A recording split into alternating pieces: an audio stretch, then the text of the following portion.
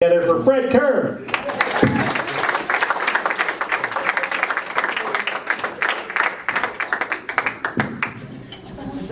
Thanks, man. Folks, I was at a class reunion recently. A classmate came up to me and said something to me that I literally never hear. He said, "You look good, Fred. you look surprisingly good." And then he explained to me that the alumni magazine had actually listed me as deceased. Yeah. So you both enjoyed the fact the name of the alumni magazine is actually In Touch. So I didn't die, folks, but like a lot of Calgarians, I feel like I died a little inside when I lost my job. Yeah, I appreciate the sympathy, folks. Thanks. But I won't be unemployed for long because of my qualifications. Because like Justin Trudeau, I've got that Bachelor of Arts degree in literature. Yeah, mine's in French literature, even better.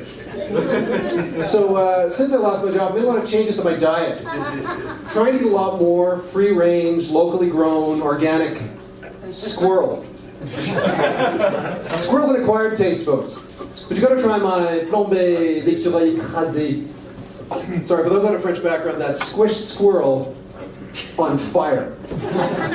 Just to wrap up the food segment of the program, a little shout out for those of you who are not actually maybe allergic to gluten, but just avoiding it, because that's so trendy. You know, gluten-free food is devoid of nutrients, costs extra, and best of all, tastes like shit. So here's a thought. Maybe just eat some damn gluten and try to be less of a douche. Douchiness matters, folks. When Trump starts World War III, the cannibalism breaks out. First people eaten in that scenario are always going to be the most annoying people. The gluten avoiders and, of course, the vegans, neither of whom are strong enough to fight back. Speaking of fighting for your life, I managed to put my car in a full 360 spin on the highway, cross both lanes. Somehow nobody hits me. I'm sitting there in the ditch, heart pounding, and I hear this hissing sound. And the engine hoses were fine, and then I looked at the drink holder, cup holder, where my Diet Dr. Pepper, shaken by the spin, was foaming like a rabid Doberman. That Dr. Pepper sacrificed itself so that I might live to experience unemployment and divorce in the golden age of Justin Trudeau and Rachel fucking Notley. I am so grateful. Thank you, Dr. Pepper. You know, folks, speaking of beverages, Starbucks seems to have trouble getting my name right, even though my name's got only 4 letters. F-R-E-D. So I'm watching Barista Brittany really focus as she writes something on my cup. A couple of minutes later, her colleague, Barista Michaela, calls out, "Tall mocha ready for," and she squints at the label. And she goes, is it Fred or fired? And she shows her the label, it says F-I-R-E-D. And I paused and I said, "You know, Michaela, to be honest, it's both. But I'm at peace with it now. Listen, I don't suppose you folks have got any job openings. Because I've got a BA in literature, and I am great at spelling. It's been a tough couple of years, folks, in celebrity news, right? You know, last year, 2016, we lost some really great talents like David Bowie and Prince. But their music lives on and still touches us. Today in 2017, as we hear about Harvey Weinstein and Kevin Spacey, I hope we all look forward to a lot less touching in 2018. I don't have the confidence, folks. I don't have the confidence to flash my junk at random women. I don't like to get naked in front of my own girlfriend, for God's sake. My chest is so hollow I can collect rainwater in it. Which is handy if I'm ever homeless in Vancouver. Where was I? Let me just remind myself. Yeah, homeless Vancouver, hollow chest. Yeah. Oh, yeah.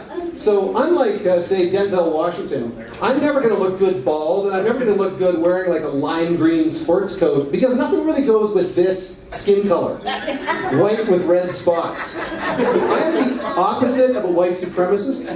I'm more of a white inadequate. You know who's confident, folks? I'll tell you who's confident. My brother is confident. He's got a better tan than I do, and at the age of 51, he shows up at a family reunion wearing a Speedo. Jesus. 4 years later, my poor kids still wake up in the night screaming. That Speedo incident was there, Afghanistan. I'd said Vietnam, folks, but you're a young-looking crowd. You know, body shaming is a serious issue for women. Let's spare a moment for the men who, like me, have been scarred by it and have had to suffer. After years of therapy, I can confess to you folks that I am deeply, deeply ashamed of my brother's body. Moving right along, folks. When I was a kid, my parents signed me up for Cubs. Cubs are boys between the ages of 8 and 10 years old who can't do sports. Now it's hard to imagine the chiseled athlete you see before you tonight. It wasn't always sporty, but it's true. Every gym class for me was as awkward as Justin Trudeau trapped in a Mensa meeting. So unfortunately, athletic ability is inherited, and I knew that my sons would one day be doomed to become Cubs themselves, which they are. So I volunteered to be a Cub leader. Now, the Cub organization does a great job keeping creepy adults from becoming leaders. They've been a lot less successful preventing satanic kids from becoming Cubs. Some of these little bastards should just have been tasered. But the Cub leader experience did teach me something very valuable. It underlined something I already knew about myself, which I'm quite proud of, which is that I'm the opposite of a pedophile. I can't fucking stand other people's kids.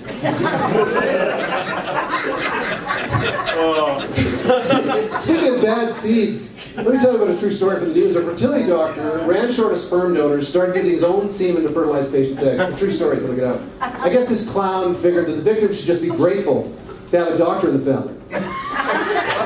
Anyway, he did get caught, and he's being sued, as you would imagine. You'd imagine being sued. He's being sued for negligence, for breach of trust, and my personal favorite, he's being sued for cavalier use of sperm. Gentlemen, who among us has not occasionally been somewhat cavalier with our sperm? I look back at my years of sperm allocation, apart from the 3 kids, mostly pretty cavalier. Where the hell am I now? I had a chance to Oh yeah. So, you know, when a man's unemployed, folks, he has a lot of time in his hand. Maybe too much time. And when I think about pornography, as I sometimes do, it strikes me as very strange that every male porn star has to have a gigantic baby arm in his pants. Like 90% of porn is made for us straight men. Who in God's name is this even for? Look, we men are depressed enough, but for many of us, sex amounts to occasionally being alone with our thoughts, lubricated with a stream of our own lonely tears. We don't need to be body shamed by these giant porn schlongs, but we're just trying to get, maybe a little cavalier with our sperm. So my advice to you youngsters just beginning your porn journey, perhaps this table here, switch to Japanese. Switch to Japanese, folks. The Japanese porn, you can ignore the goofy dialogue, this is the Japanese. The actresses are very attractive, and the male actors are, how would I put this, not intimidating. Elsewhere in Asia, the Korean dictator, Mr. Kim So-fat, he's got a bit of a branding problem, because of all the things he could have named his favorite weapon, the missile that always falls harmlessly into the ocean, he decides to call it the no-dong. Folks, if you're trying to strike terror into the hearts of an English-speaking population, before you name that weapon, maybe get a focus group together. Bring in a marketing guy, because in the English language, no dong is just not intimidating. How much time do we have? I got lots of time. I'm going to leave you with just a couple more thoughts. One is that I think we're all aware that in the next year in Alberta, marijuana is going to be legal. Are we happy about that?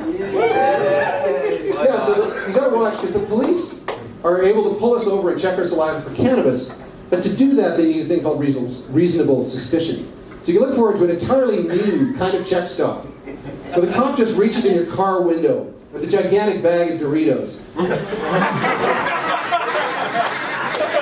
cracks them open, and checks if you drool. I'm going to leave you with one final political observation, folks, for our friends to the south.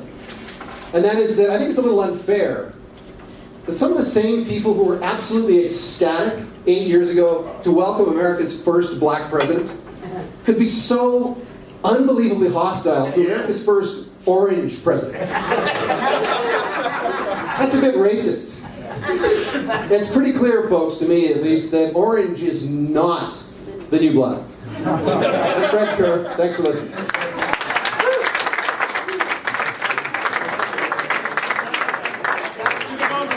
Let me hear it. Give a round of applause, don't, because it is headliner time. Very excited to hear this band.